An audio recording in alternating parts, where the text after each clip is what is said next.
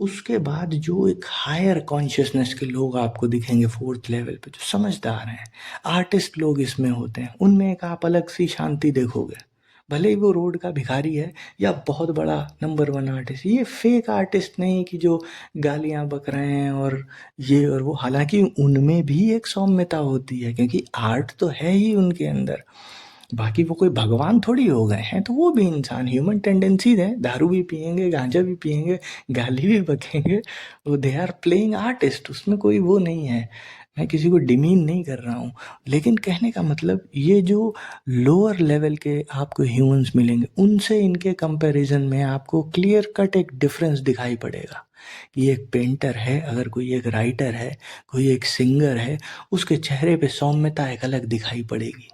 एक नॉर्मल आप अपनी गली कूचे का जो शराबी हो उसका मुंह देख लेना आप सोनू निगम, अरिजीत सिंह, लता मंगेशकर, मोहम्मद रफ़ी, सचिन तेंदुलकर, इन लोगों के चेहरे देख लो आप। ये तो मतलब जो नाम मुझे ध्यान आ गए वो बोल दिए, ऐसे अनंत लिस्ट है जो जिनमें कोई भी कला है, कोई डांसर है, कोई कोई है, ऑल ओवर द वर्ल्ड, सिर्फ यहाँ नहीं।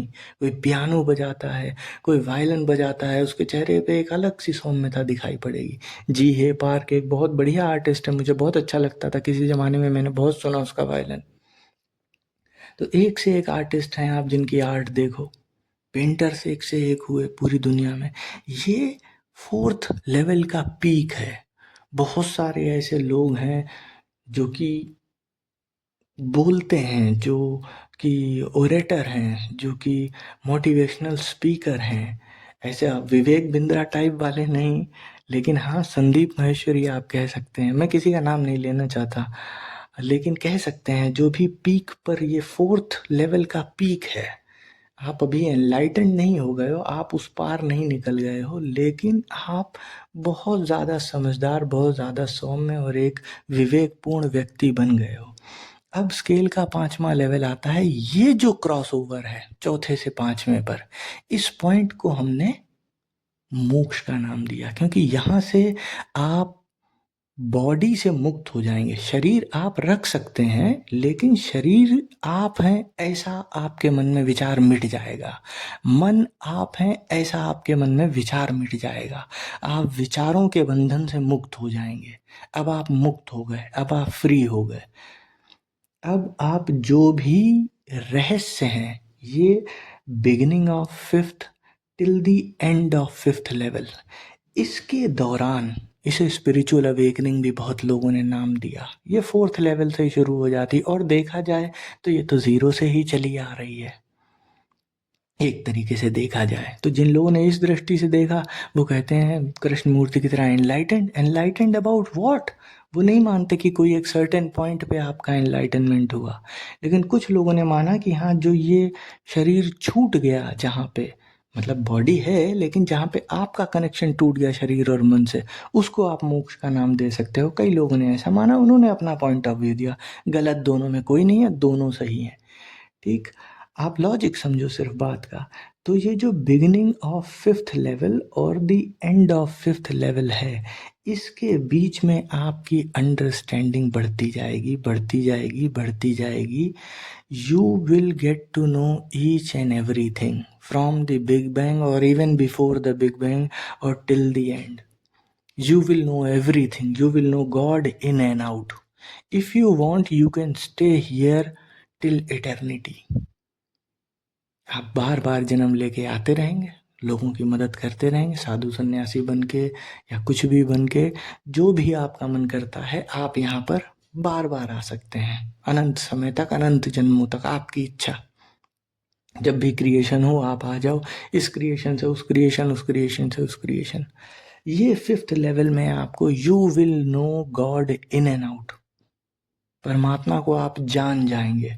अभी तक आप मान रहे थे या नहीं मान रहे थे या स्केप्टिकल थे, लेकिन अब आप 100% श्योर शॉट जान जाएंगे। अब ये तो हो गई फिफ्थ लेवल की बात, लेवल तो 7 बताए गए हैं। अभी फिर छठे लेवल पे क्या है? अभी आप परमात्मा को जानते हैं, अभी आप परमात्मा हैं नहीं। अभी आप ये क्लेम कर सकते हैं आई नो गॉड। अब जब आप फिफ्थ लेवल का क्रॉस ओवर कर जाते हैं और अब आप सिक्स्थ लेवल पे आ जाते हैं, तब ऐसा आदमी उद्घोष कर सकता है कि अहम ब्रह्मास्मि, अब वो भगवान है, अब वो परमात्मा को जानता नहीं, अब वो परमात्मा को मानता नहीं, अब वो ही परमात्मा है। 6th लेवल पे ये 100% परमात्मा वाला आपका कंप्लीट हो जाएगा मामला। 6th लेवल के बिगिनिंग से 6th लेवल के एंड तक ये बॉटमलेस पिट जैसे जो भी छठे लेवल पे पहुंचा है उसके मुंह से आपने ये बात सुनी होगी, दिस इज अ बॉटमलेस पिट। और अगर देखा जाए तो जहां से जीरो से बात शुरू हुई है, बॉटमलेस पिट ही तो है। कॉन्शियसनेस कंटिन्यूस बढ़ी तो रही है, और क्या हो रहा है। तो 6th लेवल पे पहुंचे हुए आदमी का ये अनुभव है, वो अपने मुंह से बोलेगा कि आम ब्रह्मास्मि। जरूरी नहीं कृष्णमूर्ति ने नहीं बोला, बट यहाँ पर पहुंचने के बाद आपको वो अनुभव हो जाएगा that you are God, now you know everything. You know भी नहीं, you are everything, everything everywhere all at once. तो जब छठे लेवल पे ही ये सब क्लियर हो गया, सारा मामला 100% हो गया, तो फिर 7वां लेवल क्या है। 7वें लेवल के बारे में आज तक कभी कोई कुछ नहीं बता पाया। जब गौतम बुद्ध मर रहे थे तब आनंद ने उनसे प्रश्न किया कि जब आप मर जाएंगे तब आप कहाँ होंगे। अब बुद्ध कहाँ होंगे आपके मरने के बाद, आपके देह छोड़ने के बाद अब बुद्ध कहाँ होंगे।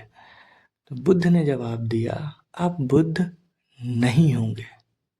क्योंकि जब आप छठे लेवल पे आके now you are everything, everything everywhere all at once, यानी जो कुछ भी एग्जिस्ट कर रहा है वो सिर्फ आप ही हो, एग्जिस्टेंस आप हो। लेकिन अगर आप एग्जिस्ट कर रहे हो तो नॉन एग्जिस्टेंस भी तो कुछ होना चाहिए। एक ब्लैक बोर्ड होगा तभी तो उसके ऊपर आप खड़िया से कुछ भी एग्जिस्टेंस बना पाओगे, कुछ भी बना पाओगे। जब तक कोई ब्लैंकनेस ही नहीं होगी तब तक ये एग्जिस्टेंस दिखाई नहीं पड़ेगी। वही जैसा कि मैंने कहा, आप और मेरे बीच में अगर कोई डिफरेंस दिखाई पड़ रहा है, आप और मैं अलग मालूम पड़ रहे हैं, तो उसका कुल मात्र कारण ये है क्योंकि हमारे बीच में एक नथिंगनेस है। तो that nothingness is needed for this explosion, this existence to come out. कुछ नहीं होगा तभी तो कुछ होगा। तो अब जो 7th लेवल है वो शून्य है। इसीलिए अब जैसे ये स्केल, अभी तक तो आपने सीधी पट्टी मानी थी, अब इस स्केल को मोड़ दीजिए और इन दोनों सिरों को एक दूसरे से मिला दीजिए। अब ये जो गोला बन गया है जहाँ 100% और शून्य एक ही पॉइंट पे आके मिल रहे हैं, फिजिक्स के या मैथमेटिकल फॉर्मूले के अनुसार अगर एक ही पॉइंट पे दो चीज़ें एग्जिस्ट कर रही हैं तो उनकी वैल्यू सेम होगी। तो अब ये 0 इज इक्वल टू 100% हो गया। अब ये जो गोला बन गया, ये जो वृत्त बन गया, ये जो चक्र बन गया, इसी चक्र को हमने नाम दिया जीवन चक्र। अब आप समझिए जो शून्य है, मैंने अभी रिसेंट किसी को एग्जांपल दिया कि मान लेते हैं एक घड़ी मेरे पास है और मैंने आज की डेट में उस घड़ी में कोई भी रैंडम समय चुन लेते हैं 10:10, मैंने उस घड़ी को 10:10 पे उस शून्य डायमेंशन में रख दिया जहाँ पर कुछ भी एग्जिस्ट नहीं करता। शून्य मतलब शून्य। अब आप 100 करोड़ साल बाद या 50 साल बाद या 1000 करोड़ साल बाद जब आप वो शून्य का दरवाजा पार करके शून्यता में जाएंगे तब भी उस घड़ी में 10:10 ही बज रहा होगा, क्योंकि वहाँ तो कुछ नहीं है। और जहाँ कुछ नहीं है वहाँ फिर कुछ नहीं ही है, वहाँ कोई मूवमेंट नहीं है। और जहाँ कोई मूवमेंट नहीं है वहाँ कुछ भी एग्जिस्ट नहीं कर सकता है, क्योंकि एग्जिस्टेंस के लिए सबसे ज़रूरी है समय। एक बीज को वृक्ष बनने के लिए समय चाहिए, एक बच्चे को बुढ़ापे तक जाने के लिए समय चाहिए, जनरेशन टू जनरेशन आगे बढ़ने के लिए एग्जिस्टेंस को समय चाहिए। इसीलिए इसी चक्र को हमने एक और नाम दिया, काल चक्र। काल का मतलब समय। जब आपका समय पूरा हो जाता है तो कह देते हैं उनका काल आ गया। और जब यही शून्य है, इसी शून्य को हमने क्या कह दिया, Shiv, Shiva, that which is not. Sadhguru कहते हैं जो नहीं है वही शिव है, यही शून्य, इसका नाम हमने शिव दिया। अब जिस समय आप समय में हो तब तो आप एग्जिस्ट कर रहे हो, लेकिन जैसे ही आप किसी भी प्रैक्टिस के द्वारा आप समय के बाहर हुए, आप शून्य हो गए, तो आप शिव हो गए। आपकी मृत्यु आ जाती है, कह देते हैं आपका काल आ गया। और कालों का काल महाकाल, क्योंकि एट द एंड सब निकल के कहाँ से आ रहा है? शून्य से ही। और एट द एंड 100% कंप्लीट करके सब मिल कहाँ जा रहा है? शून्य में ही। तो काल ही आदि है, काल ही अंत है।